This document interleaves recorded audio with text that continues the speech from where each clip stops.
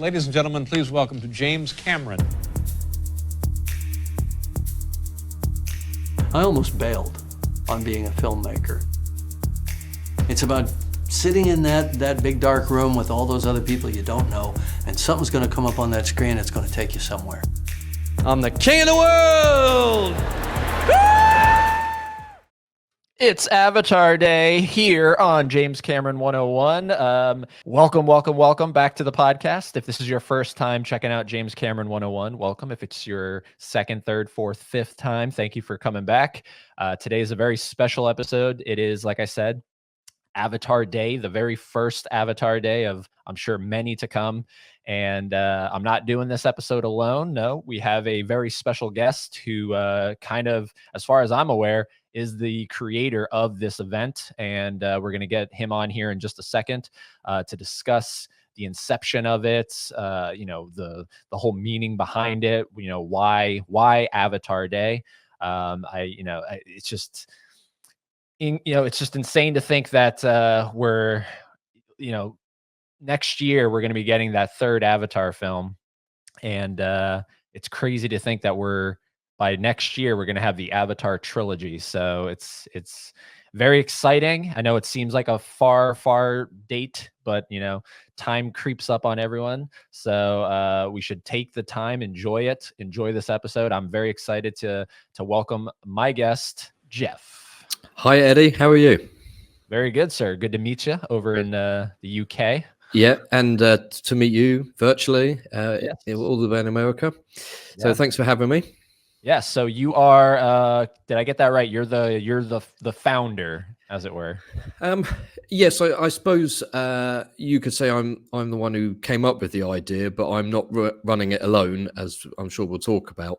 So I tweeted a little while ago that I wished Avatar had a day for it. You get Star Wars Day on May the 4th, and I think there's a Star Trek Day, and there's been an Alien Day, and I saw these things, and I thought, why hasn't Avatar got anything? I know we had an Avatar Day in the past when we could go to the cinema and see a little bit of the film and stuff before it came out, but there's not been anything to kind of celebrate it. So I put this tweet out, and James Cameron online, that I'm sure you and your listeners are aware of, replied and said, "This would be great. I wish someone would do this." And I wrote back, half joking, well, maybe we should just do it then.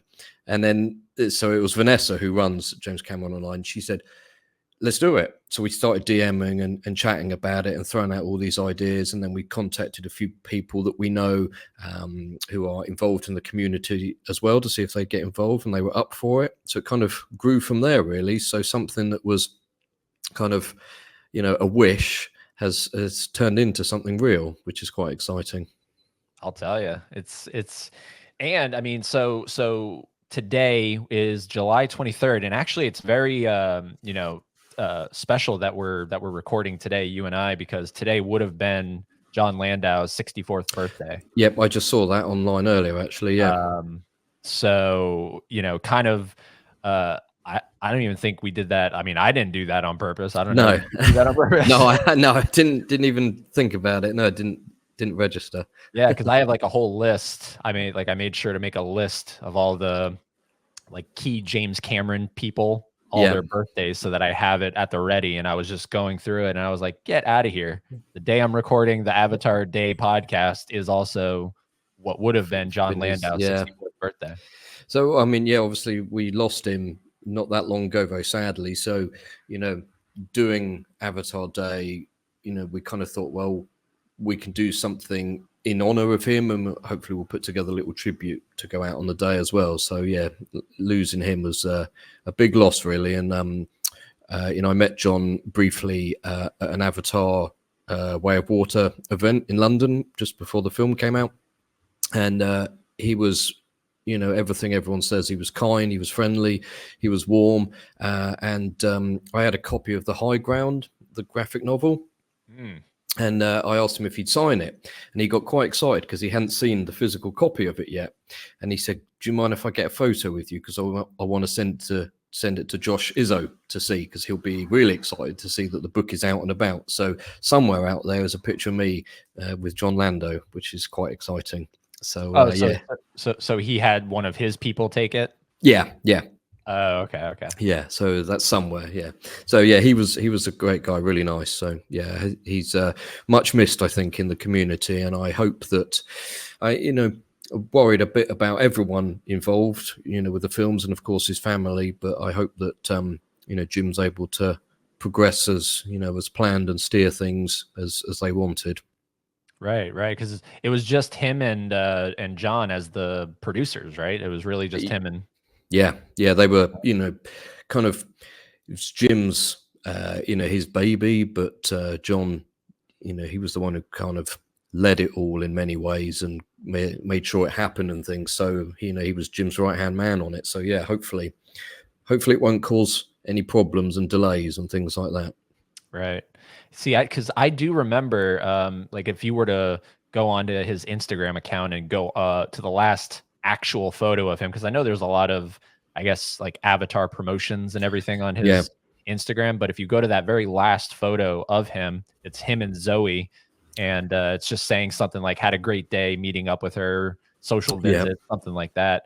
And if you go to the comments, everybody in there was and I don't know if it was public knowledge, but you could just see in that photo that he wasn't looking the same that he normally looked. Yeah, I remember that post, and there'd been a few video clips and pictures of him at events over the recent past, and within some of the people I speak to, there started to be a little bit of a worry. He wasn't looking quite himself. He'd lost weight, and people thought maybe he was doing the same kind of diet that Jim does, because he's obviously looking really healthy, but there was just something about how John was looking. And then I saw him at an event recently, and he had a cane, and he was using that to kind of stand, and he still seemed sharp and everything, his usual self, but he looked a bit different. So obviously now we know he'd been ill and battling that for a while. So that picture of Zoe is kind of takes on a sadder meaning, really, as it was quite possibly the last time they saw each other. Do you know? Because I don't know if, because he passed away in Los Angeles, and I know that the main production of the films are over in New Zealand. Yeah. Do we know if Cameron was with him or? I'm not sure. I think in Jim's statement on John's passing, he said he'd text him, and that was the last message he said. Told him I love him. So I'm not sure if he was there. I think it was his family that were with him. So I'm not sure when they last saw each other, but I suspect they were in touch all the time. Right. with everything. So yeah, it's it's funny. We have these people that we may meet briefly, or we just see in interviews or on screen, but they they start to mean something to us, don't they? And so we're in passing, it's hit everyone quite hard, I think, really.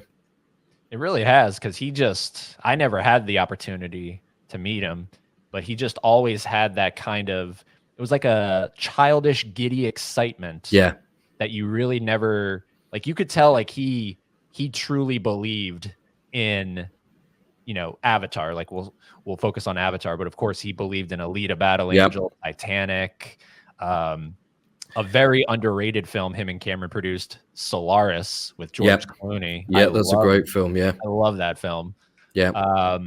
But yeah, just anytime he talked about it, you could tell that there was a real genuine excitement that he thought about this stuff. Like, it seemed like day and night kind of thing. Yeah, he seemed like one of us, and he got lucky and got to be directly involved in it all, and he knew what the fans felt and what they thought about things, and he had his finger on the pulse of it all. And for the Alita Army, he engaged with those guys, and kind of kept that flame burning a little bit as well, the hope for the sequel for that. So, right. And if I move over, you can kind of see up here, I have a Skimwing poster, and this has been signed by, this is John Landau's autograph here, actually. And it was also signed by Bailey Bass, Trinity Bliss, Jamie Flatters, and Jack Champion, which they were all at the signing event. So it's quite a special poster there. I mean, Finding a frame to fit that wasn't easy, I tell you, but I managed it. Wow. Did you, because I know you got that photo, but did you get the high ground signed as well? Yes, I did. Yes, that's on my camera and shelf at home with all my other books. So that's quite special as well. Yeah. Wow. I'll tell you, it's I remember seeing that post on my phone. And it was almost one of those just, what? Like because then I immediately went back to that photo with Zoe and I was like, okay, well, it makes sense, but there's no way. Like, what? Like, this is like, it just doesn't add up. You know, it's sort of like, this is our special thing, right? This Avatar fandom, James Cameron fandom, whatever. It's all of a sudden this is rupture in the cycle kind of thing. So, it was funny because I have a WhatsApp group with Sean, who runs Savarco podcast, and a chap named Matt as well. So big Avatar fans. And a WhatsApp popped up one night, and it was Matt, and he just said, "Oh my God." And I thought, oh no, because we'd been talking about John, and we were a bit worried about him, and I almost didn't even need to look into it. I just knew that something had happened, and then saw the news. So yeah, it's wild, and like you said, hopefully going forward, do you think Cameron is just? I mean, obviously, Landau will get a posthumous credit. Yeah. But do you think he's gonna attempt to find a replacement producer, or is he just gonna self-produce from this point forward? I would think he would try to find someone to.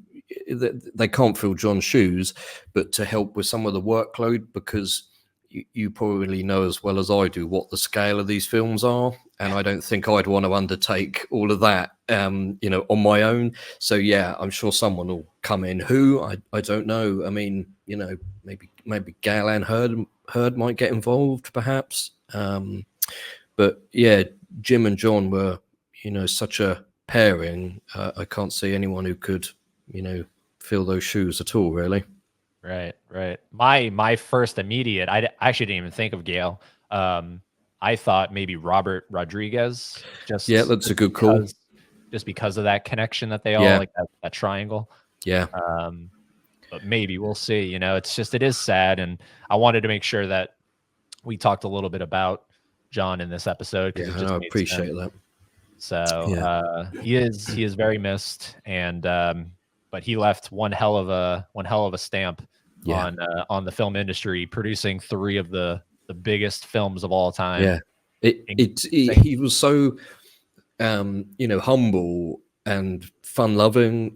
When you saw him, and you kind of can't comprehend the impact he's had on everything and the things he's been involved in. He was a much bigger kind of name within the industry than I think we maybe kind of realized. Right. Imagine having produced 3 of the biggest films of all time, and still being a cool guy and down to earth. Amazing. And I mean, having a relatively, if you look at his entire filmography, it's not super big. No. A bit like Jim's as well. Right. It's not massive, is it? And look at the impact they've made.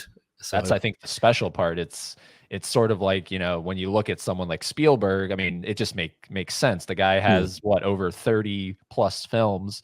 I mean, of course you're going to have at some point some kind of an impact. Yeah. You look at the body of work of Cameron, Landau, it's so tiny. Yeah. And yet they've made arguably the same amount of impact, or in my opinion, more.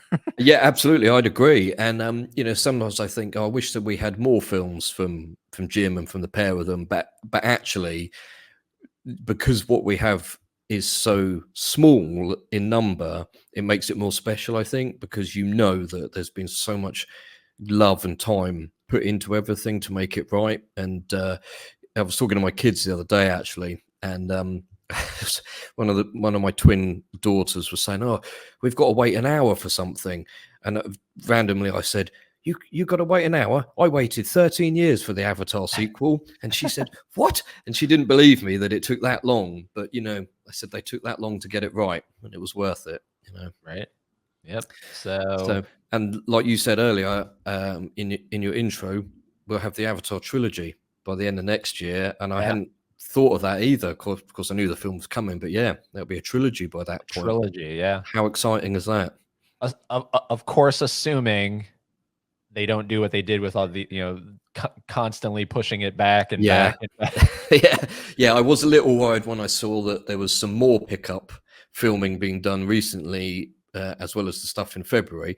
I thought, oh crikey, bearing in mind how long it takes to make everything, does that mean we might get a slip? And then of course with John passing, could that have an impact on things as well? But so far seems fine, so fingers crossed. Fingers crossed. So let's go back to the very first film, which out of the two, that's my favorite. Out of the two, which is your favorite?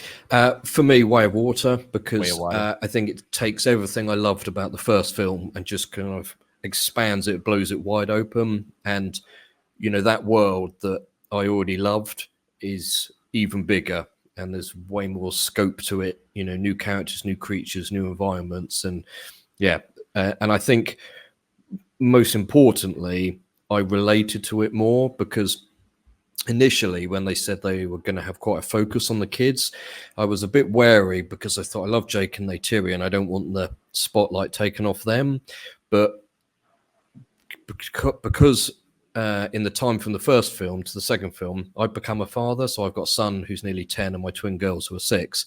Wow. The film, The Way of Water, I could relate to it so much more. And actually, I think that decision to kind of, advance the plot based on the actual time between, the first one coming out and the second one worked really nicely to create the family and give that. So I think that's why the second one also connects with me more than the first one. But that's like saying, the first one's perfect and then the second film is like even more perfect. So Do you so focusing strictly on that first one for a second, do you subscribe to the I guess the people that are the detractors of the film just basically calling it Pocahontas or Fern Gully, or do you kind of see where they're coming from? I mean, yeah, I think I can see it, but I think it's lazy criticism, and Right. I think it's like the bandwagon goes by and people think, oh, it's, Dances with Wolves with Smurfs. And, it's just, it's not even real criticism of it. When you see people go, no, it's, it's just Fern Gully or whatever.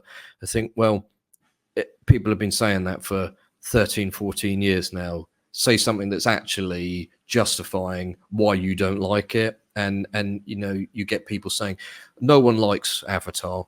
James Cameron bankrolls all of the the ticket sales and stuff like that, and you think that's just like, how can you even think that? We've got a theme park in Florida, one's going to open in California and in Paris, and you had the exhibition in Singapore, and you've had Cirque du Soleil, and multiple films, games, all of this. Like, it's impossible to actually say people don't like it. So yeah, I think a lot of those criticisms are kind of pointless, really. What's your take on it? no, I think it's similar. I think it's the people that, similar, I guess, to Titanic, when it seems like it's just those films that make such a large impact, specifically box office wise. When they make such an impact, there's those people that are just so, I don't know, just negative toward that. Yeah, it's the hot thing, so let's kind of throw some shade at it, kind of thing. Yeah, and at the moment it's the MCU that's getting that, Right. and being trashed, and fandoms. There's a lot of negativity in it, as I'm sure you've seen online. But I must say, the Avatar community, it's not like that. Everyone is so friendly and welcoming and gets on, and no one ever, you post an opinion online and there's no other fans attacking you for it and saying you're wrong to think that. There's nothing like that. And so I think it's a great fandom, and I feel like everyone is kind of, you know, on the same page with it, and, you know, everyone really loves it and is respectful of each other. Did you get a chance to see the first film in theaters? Yeah. I saw it 8 times when it came out. So first showing, I went to an IMAX in Wimbledon, which is kind of South London. So now I have an IMAX about 15 minutes from where I live, which is amazing. But this first time we didn't have one nearby, so I traveled up to Wimbledon, saw it opening night, and like Eddie, you know, I was so excited. I'd waited a long time for it, and I came out from it. My head was just, you know, buzzing with everything I'd taken in, and I went to see it with my dad and my stepmom. I went to see it with some friends. I went to see it with my grandparents, and I came out from it with my grandparents. My granddad said, "How did they make their ears so high on their heads?"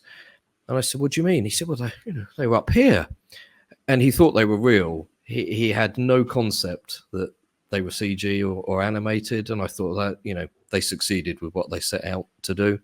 And then my now wife, when we were just dating, she'd never seen Avatar. And I said, I don't know if this can go any further if you haven't seen it. And then she texted me one night. She said, "I just watched Avatar on my laptop at home." And I was like, oh, you can't watch it on a laptop. And then they did the special edition re-release. And I said, right, we're going to go to the Waterloo IMAX in London and go watch it there. So we went up to London and watched it together. So that was quite special.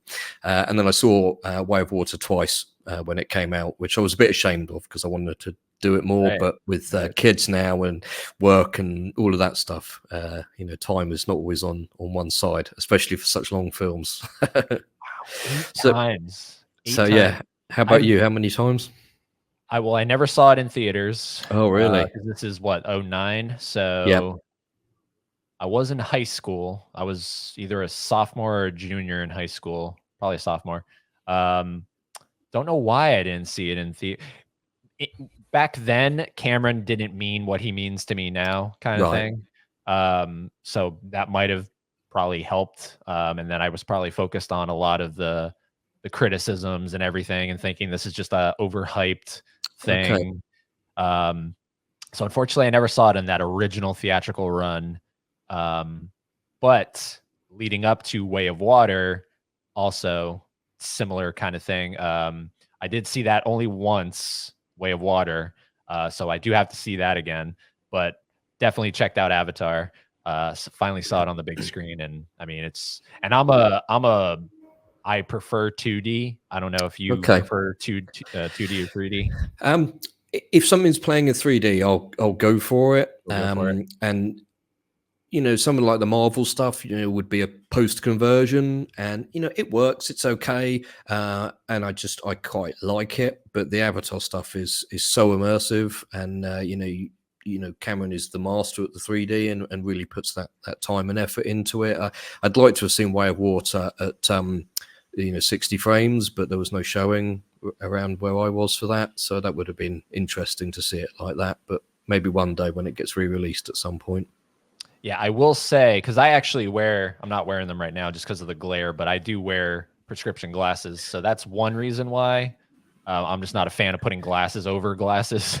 Yeah, that's fair enough. Yeah, well, my dad, when we went to watch Avatar, we saw it in 3D, and I forgot that he doesn't have great sight in one of his eyes. So we put the glasses on, and we came out, and we, my stepmom and that, we said, "What did you think?" And he said, "Well, it was all a bit kind of weird looking, because obviously the 3D didn't actually work for him." So I was like, "Oh yeah, we made a mistake there. We should have gone to see it in 2D." So that might be why he doesn't like it now.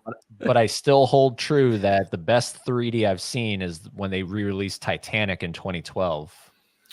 That was some of the best 3D I'd ever seen. And considering that was a post conversion, yes, that was some of the best 3D I've ever seen. And to my knowledge, it's because half of that film, because throughout I did take the glasses off. Half that film wasn't even in 3D.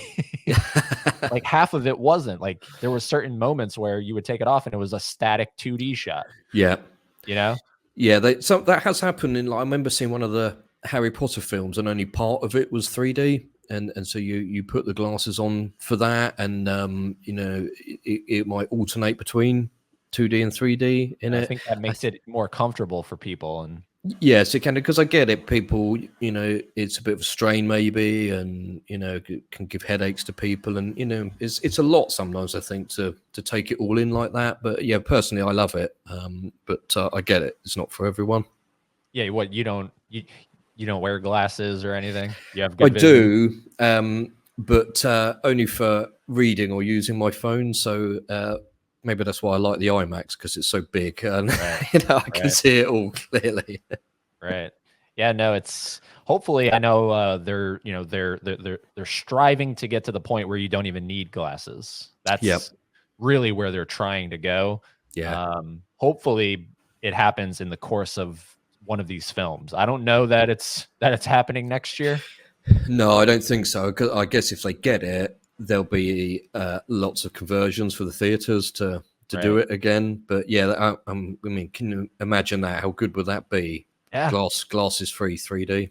Glasses free 3D. I think ticket sales immediately go up because I'm going. Yeah, absolutely. Yeah. I want to see 3D. I think it helps this kind of a film, but it's really that detractor of the glasses that holds me back. So similar to these theaters, I don't know if you're familiar, like these giant theaters that are like 3 screens. Oh, you know what I'm talking about? yeah. What do they call it here? Screen X, I think it's called.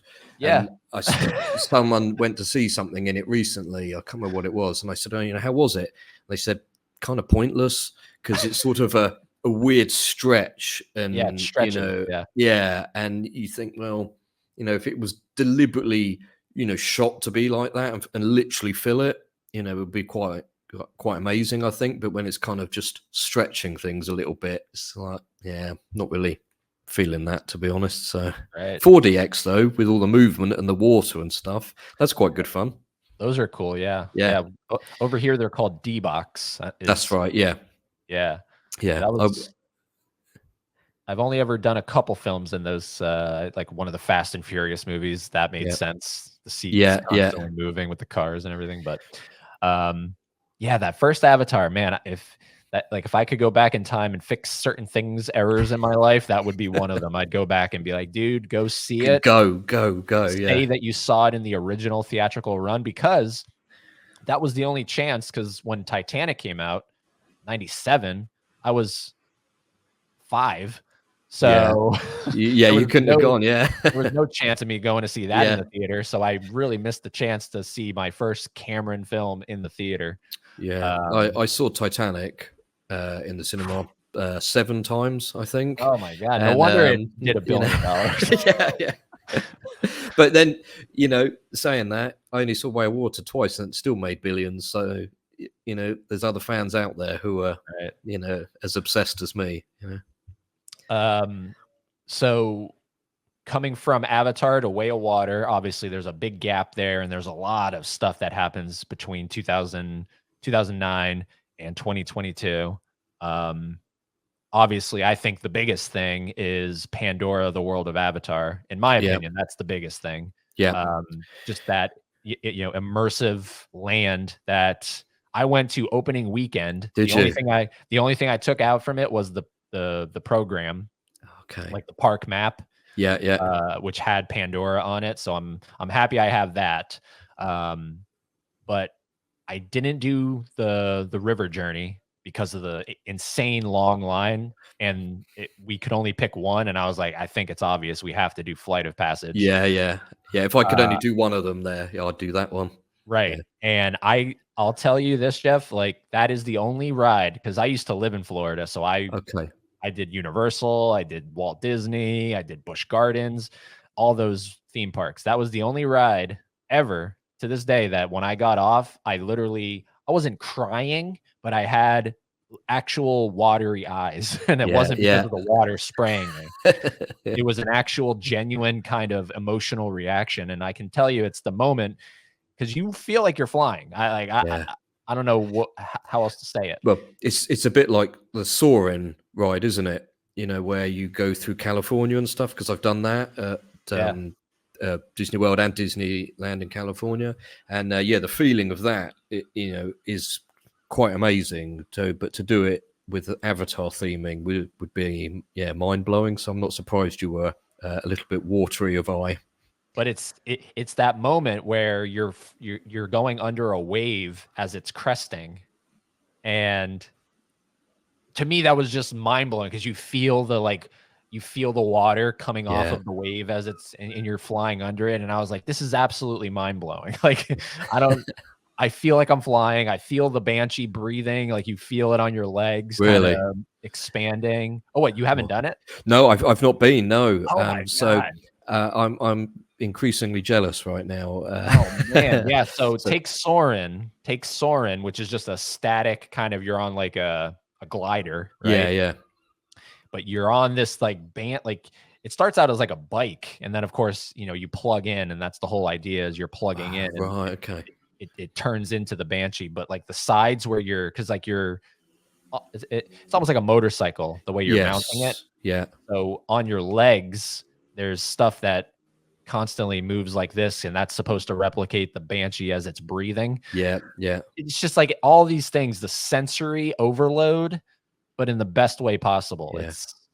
Do you have any plans of? Well, yeah, we keep talking about it, you know, to go over, and you know, occasionally these I try and start these conversations along the lines of, maybe I'll just go on my own for a weekend, but it gets shot down pretty quickly. But as a family of 5, you know, it's pretty expensive to do it, and you know, we keep umming and ahhing about it. We'd love to take the kids and do all that. They love Disney, and my son particularly likes Avatar as well. So you know, it would be great to do it, but you know, right now we can't do it. And I know there's plans for Paris to have a park there, you know, an area, but that's still a few years away. But they've revealed what they're going to do in California with the kind of more Way of Water themed area, which is quite exciting as well. So one day I'll get there. It's that's kind of the ultimate you know, goal for an Avatar fan, I think, to get to the park and experience it. Absolutely, yeah. I went opening weekend. I think we waited, I don't want to stretch it, I think we waited 6 hours. Really? In the Florida sun. Yeah. Absolutely nutty, like thinking back on it, because I don't know what the wait times are now. I know they have that whole virtual kind of queue thing that you. Oh yes, I've seen something about that. Yeah, but yeah, just absolutely totally worth it. And it's still really popular as you know, an area within Animal Kingdom and the park as a whole, isn't it? And you know, further kind of backs up the thing of, you know, when people say no one likes it, well, I don't think they'd be going just to go to that part of the park, you know. So I you know, I know I'm right about, you know, there's fans out there. Oh, absolutely, yeah, absolutely. So did you ever get a chance to, this one I never checked out, the Cirque du Soleil show that toured? No, I didn't get to see that, unfortunately. And I'm hoping that what do they call it? The Avatar Experience, the thing that was in Singapore. It was like a semi walkthrough interactive thing. You know, they had giant statues of the characters, and then there was a life-size animatronic Banshee. Which, if you haven't seen it, it's awesome. And every time I see a video of it, I'm like, why is that not at Pandora, you know, in Florida? Like, they need to get on it.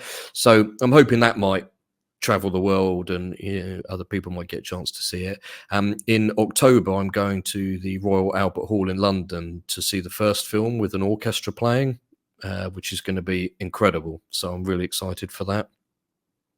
Wow. And I do believe that production is certainly going around France early next year, and I think it will probably be going around the world. So yeah, keep an eye out for that. I've always wanted to go and see a film play with an orchestra doing the music live, so this is a perfect, you know, first time for that. So yeah, really looking forward to it. Absolutely, yeah. And I never got to see the Cirque du Soleil show again. At that, is this like 2015, 16 somewhere? Yeah, it was. Right? That sounds about right, I think. Yeah. somewhere in there. Again, literally I've always enjoyed Cameron and his films, but really I would say probably in the last couple of years is when it just kicked into a whole new level of, okay, this guy I think is absolutely, I think he's the GOAT. Absolutely. No question about it. So I was 10 or 11, and I was staying at a friend's house for a weekend, and he said, "Oh, let's watch this Terminator 2." And I was, we weren't old enough to watch it, and he put it on. I couldn't believe what I was seeing, and the bit where Arnold's Terminator gets the metal rod put through him, and he kind of shuts down, and I was like, he's not dead, is he? Oh my god, and then of course he comes back. Oh wow. And after that, initially I was like, well, who is Arnold Schwarzenegger? I need to find out more about this guy because he's pretty cool. But then it turned into, who is James Cameron and what is a director? And that kind of led me down the filmmaking path that I went on. So, my day job is video directing. And from then on, I was, both a massive film fan, but also a Cameron and Arnie fan as well. And so what was it for you that kind of triggered your love of Jim? Oh, I think it is because I actually had a Terminator podcast back in 2019. It was Terminator 101. Yep. And so kind of keeping the 101 thing going, transitioning now to James Cameron. But Terminator, it's always Terminator or Titanic. I'm never sure which one I think I am a bigger fan of. Okay. Currently it's Titanic, but it always shifts because there is more story with Terminator. You have T1, T2, and I'm a big fan of T2 3D Battle Across Time. That is pretty awesome. Yeah, I've done that a couple of times over the years. That was incredible. Yeah. So you have 2.5 Terminator stories that are truly Cameron, and then of course Dark Fate, if you want to include that. Which was, it was good. I liked it, but did we need it? Maybe not. Probably not. And I think Linda Hamilton even sort of maybe regrets doing it. Yeah, she kind of came out of semi-retirement, didn't she? And maybe if it had been a bigger hit, she wouldn't have felt that way. But we got it, and I'm glad we did. So that's fine. One final hurrah with all of them. Yeah. But yeah, so I think if I had to like gun to the head kind of thing, I'm going to choose Terminator, but it's just maybe because there's more to, kind of soak up. Yeah.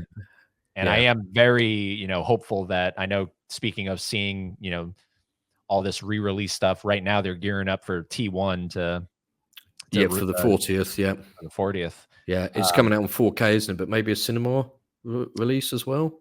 Yeah. But it's currently strictly art house theaters, right? Which is a little difficult to find one near me. Yeah.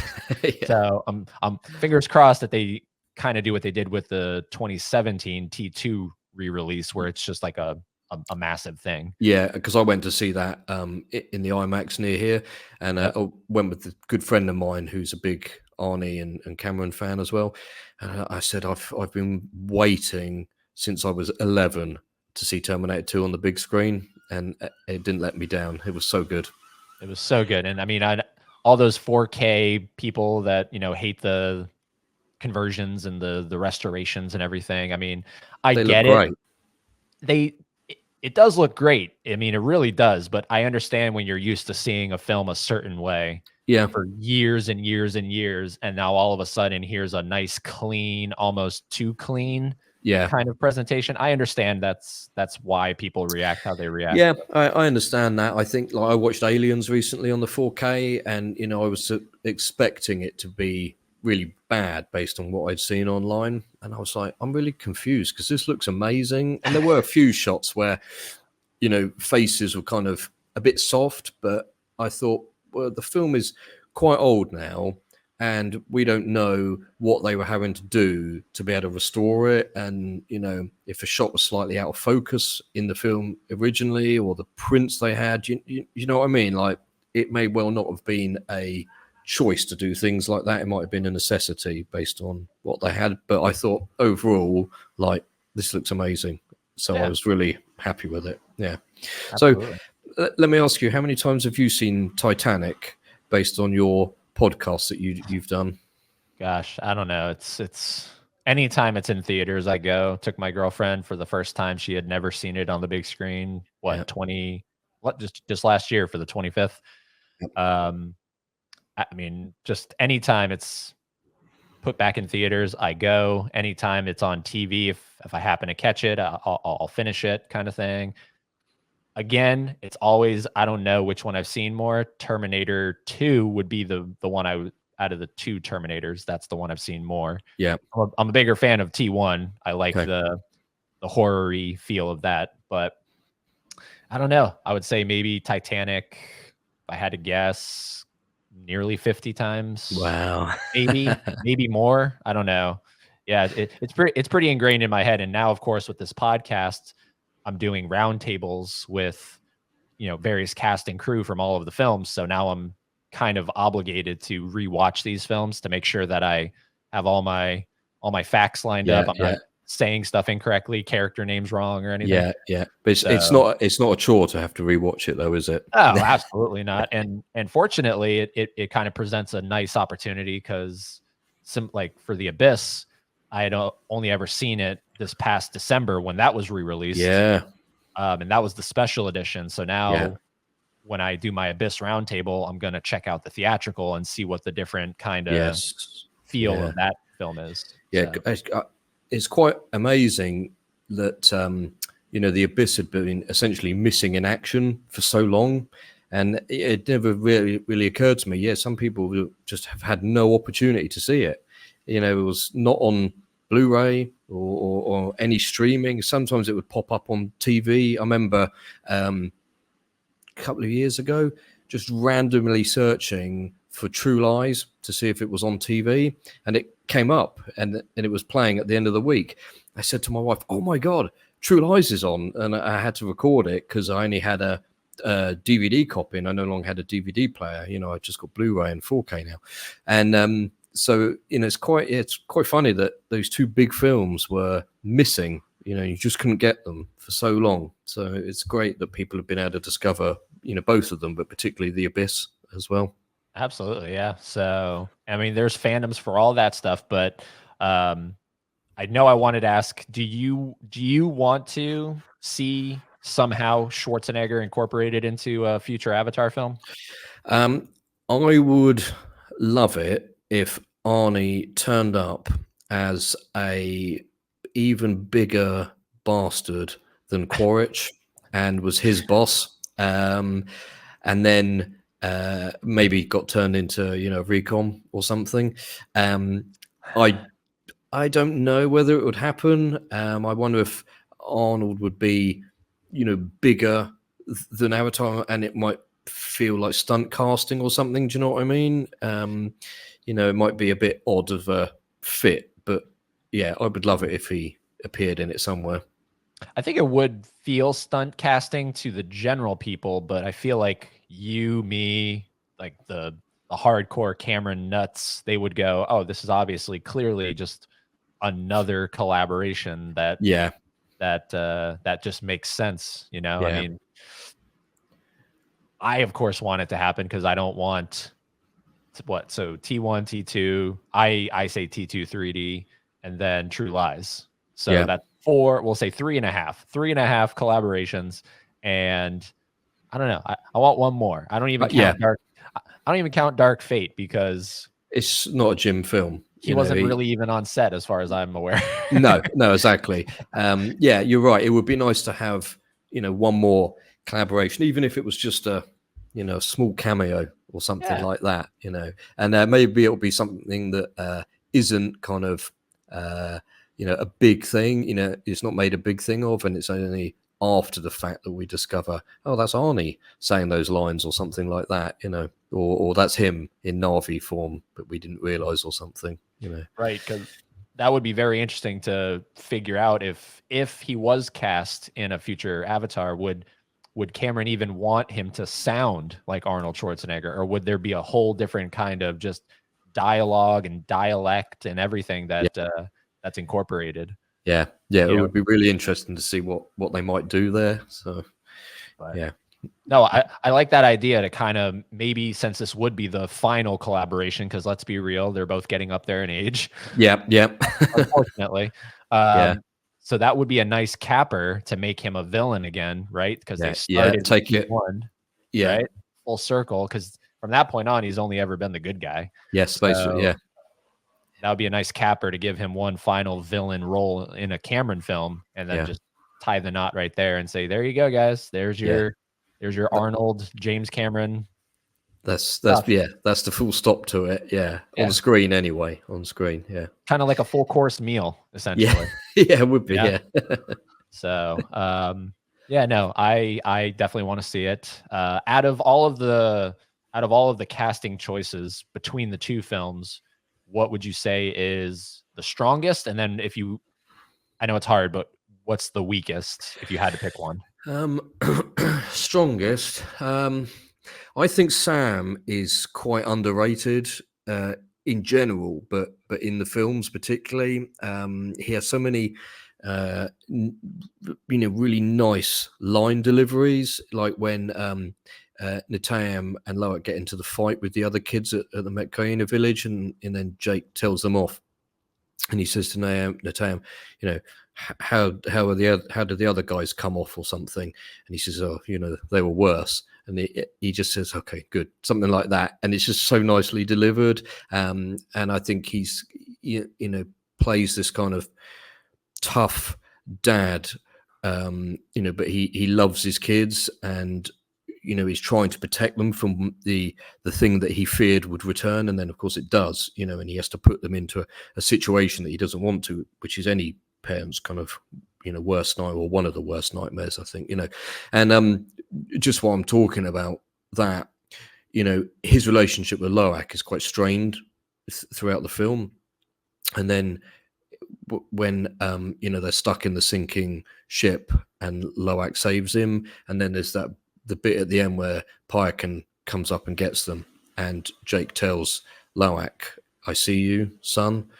And it's for me, it's so powerful, because if you've ever had, a difficult relationship with a parent, and, you want that kind of acceptance and that acknowledgement of love, and which is essentially all that Loic wanted. And so every time I watch it and Jake says that, I'm like, oh, yeah, I've got something in my eye now, So I think Sam is brilliant in the films. I think he's really underrated. But of course, Zoe, she's the queen of sci-fi now. She's borrowed Sigourney's crown for a while with Star Trek and Guardians and Avatar. And she just, she's so multifaceted with Neytiri as well. A wife and mum, but that fierce warrior as well. And the bits towards the end of Way of Water where they're attacking everyone on the ship. If you've seen the deleted scenes on the Blu-ray, where she is absolutely wild, like she is scary, protective and fierce. And I also think she's awesome. I think Stephen Lang is brilliant. He clearly loves it and loves being a part of it. And I think the kids were great as well. Particularly Bailey Bass. I think she played Soraya really nicely. So kind of warm and teaches Loic so much, and I'm really excited to see where their relationship goes over time. Do I think there's anyone who's weak in them, or potentially miscast? Someone that you maybe think, oh, this could have been someone else that should have been put in there. Not necessarily a bad performance, just maybe didn't fit. No, I don't think so. I genuinely think Jim and the team got it all spot on. I think they probably, went through, lots and lots of auditions and tests to get people, and I don't think they've missed with anyone. How about you? Who would you say is the strongest and any potential kind of weak links? See, I think Sigourney sticks out to me because simply for the fact that I found it really marvelous that he was even able to bring her back to the films. Yeah. So to me, that just speaks on the relationship that they have off screen and working together, it's sort of like, yeah, look, I know I killed you, but Yeah. let's find a way, because I just want to work with you still. Yeah. Yeah. Like, I love stuff like that. And also to give it an interesting storyline and a new character. It wasn't just, oh, Grace is back, some Awa magic or something. You've got Kiri and the mystery of her and all of that. And so yeah, I think it was a brilliant decision and a bit of kind of creative character work there. Absolutely. And then of course, I mean, I'm biased. Kate, that was just a nice reunion. Yes. To get Winslet, because to my understanding, I'd always known that, or heard her say, yeah, I loved working with Jim to an extent.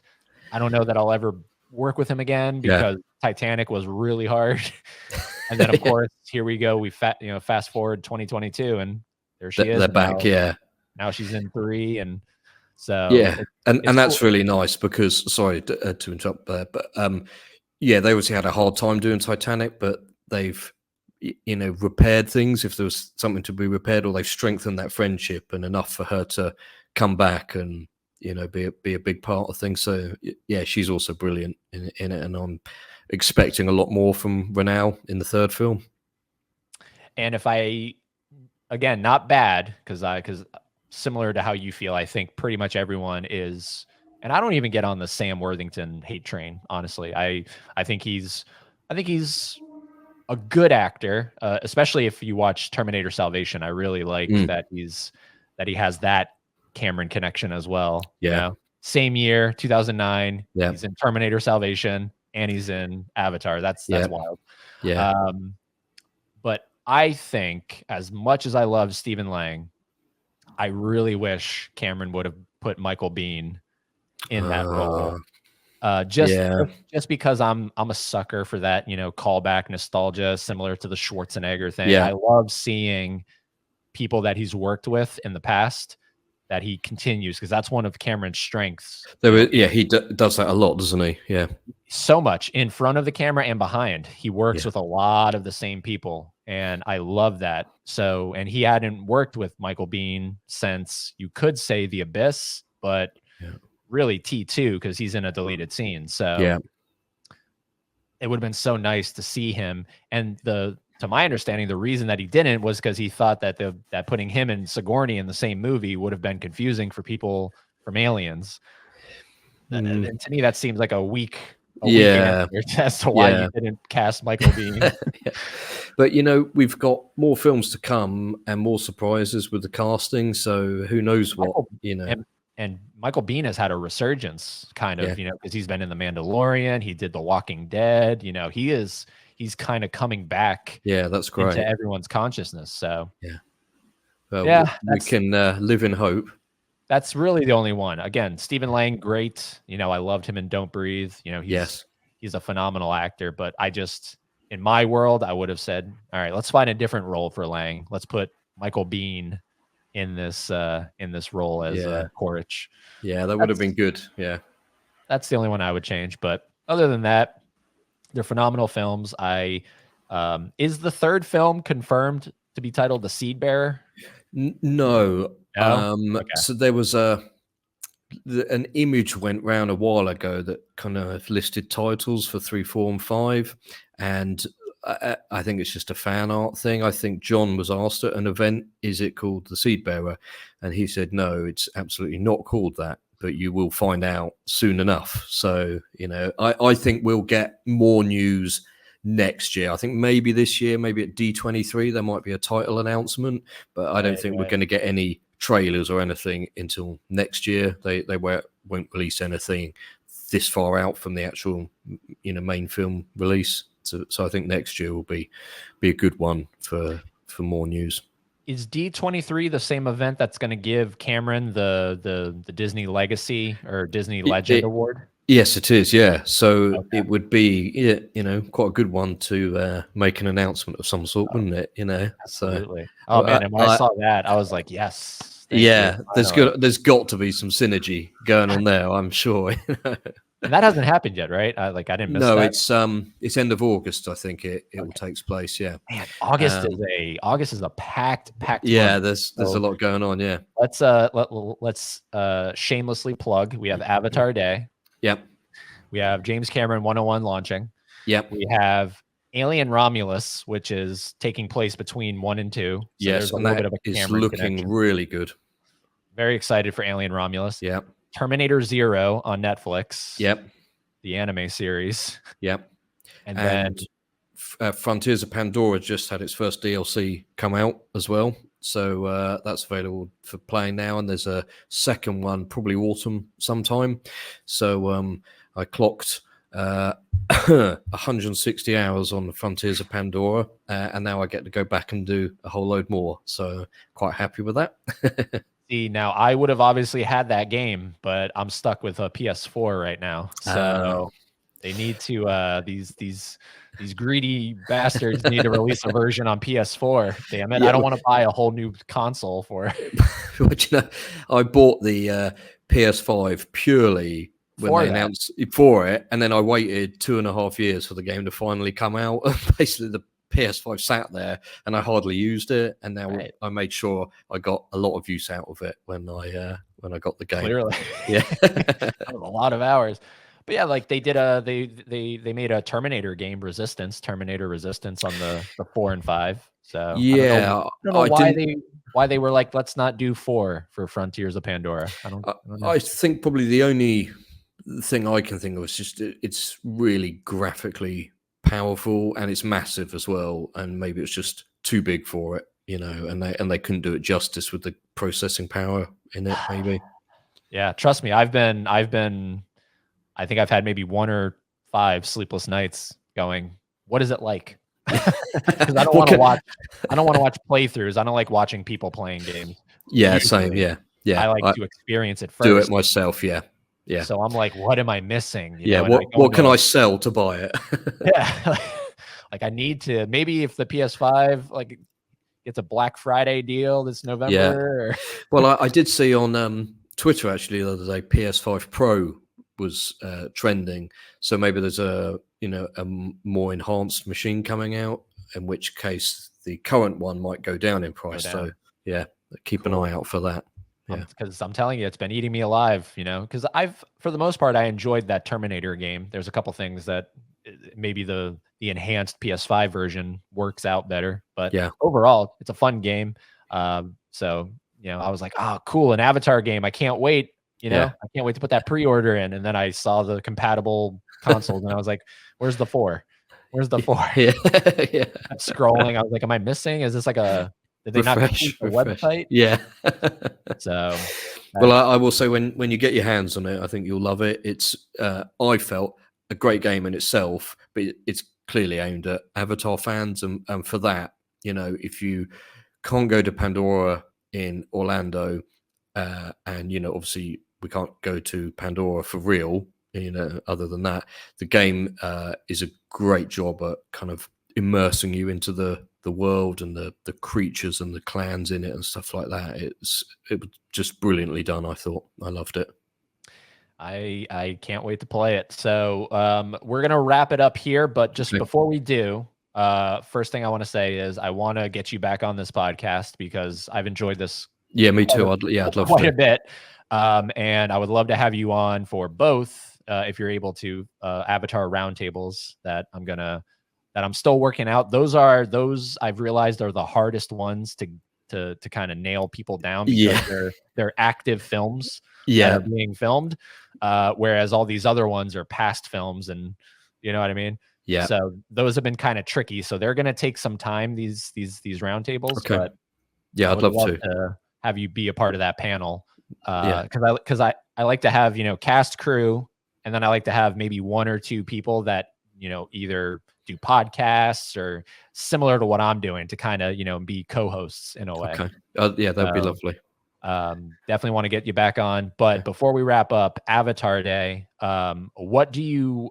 Because again, this is the first of hopefully many. What do you want the the through line or the legacy or anything of Avatar Day? Like, what do you want it to encompass? We wanted to bring fans together and celebrate this world that we love and the filmmakers, the cast and the characters, and also to celebrate the fans, really. So we're trying to do many things on it. So we want to share people's memories, about the films and when they saw it, or trips to Pandora that they might have done, or anything like that. We want to share fan art that people have done and kind of put a focus on to that, and cosplays and things like that. And then the Savako podcast is going to be releasing a special episode, which is an interview with one of the actresses who's part of Flight of Passage, the pre-show part of that. And then Discovering Pandora are going to be doing some live streaming throughout the day with interviews with people as well. So we're just trying to bring people together and just basically, say we love Avatar and this is what we love, and these are people that we love, and all of that. So we're just just a big celebration of it, really, and hopefully we can do it again next year, build on it. We'd love to get some of the cast and crew involved, just do a video message or something. So we're trying to see if we can sort something out there, just to say happy Avatar Day. And you do things and you never know what will happen and how they'll grow and develop and stuff. And I love it so much. I threw out that idea kind of half joking, but then when people were like, yeah, we should do it, I thought, yeah, I'm up for that. I want to celebrate this thing that I love, would do that with other people who love it as well.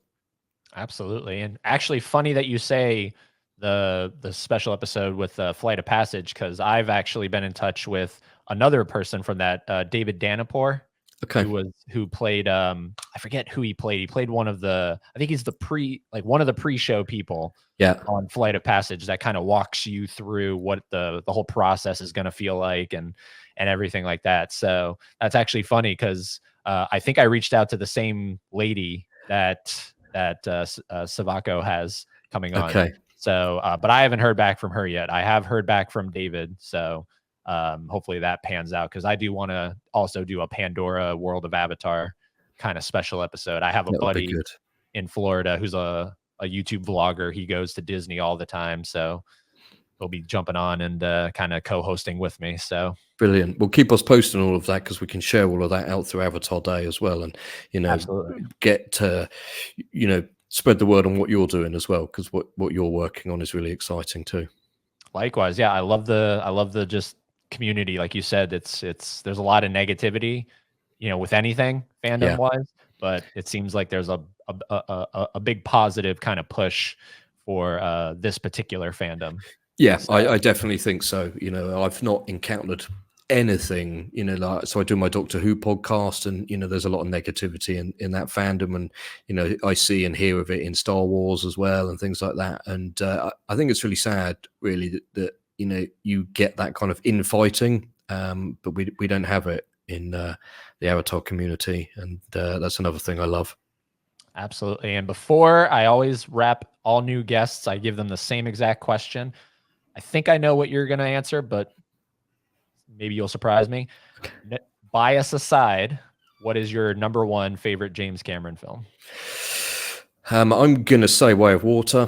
I know it's quite recent, and people might think, oh, you should like one of the classics, but all of the films are incredible and mean something to me. But yeah, Way of Water touched me, emotionally in a way that the others didn't. And I think after such a long wait for the film and to go and see it, I ended up going on my own because the friend I was going to go with, he fell ill and couldn't make it. So I sat in the cinema on my own to watch it. And thank goodness for the 3D glasses, because I did not have dry eyes at the end of that film, I tell you. And it was everything I wanted and more. So yeah, that's right now, that's my favorite. But like you asked me next week and it might change. Well, there we go. I will say currently, as of the recording of this episode of the podcast, you are the first person to pick The Way of Water. Well, hopefully I'm not the last. So I do think it's the reason you said it's the more recent kind of thing. So people feel maybe like I can't say that, in a way. Yeah, maybe it's the recent one. You know, Yeah. how could that be my favorite? Yeah. But hey, you know what? If it spoke to you, it spoke to you. Yeah, that's it. Yeah, You know, absolutely. so thank you for coming on here. Thank Geoff. you for having me, and thank you for spreading the word about Avatar Day. It's great to have you involved in it. Absolutely, and you'll definitely be back, like Arnold, on the podcast. Yes, I will. I'm not going to attempt the accent, the voice, but yeah, I will be. But like I say, every episode, and I'll kind of tweak it to fit today. Go watch Avatar: The Way of Water.